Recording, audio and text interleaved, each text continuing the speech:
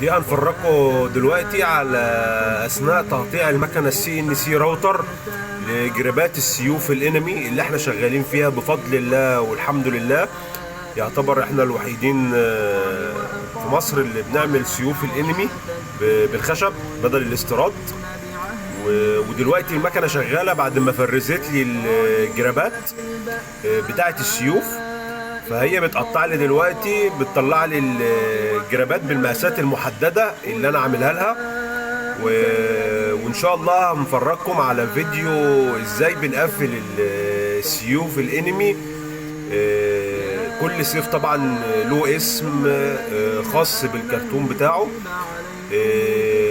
وان شاء الله استنونا في فيديوهات جديدة بافكار جديدة، وتابعونا على قناتنا على اليوتيوب.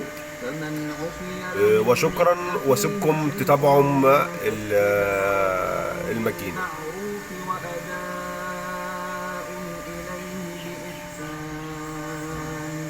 ذلك تخفيف من ربكم ورحمة، فمن اعتدى بعد ذلك فله عذاب أليم. ولكم في القصاص حياة يا أولي الألباب لعلكم تتقون. كتب عليكم إذا حضر أحدكم الموت إن ترك خيرا الوصية للوالدين والأقربين بالمعروف حقا على المتقين.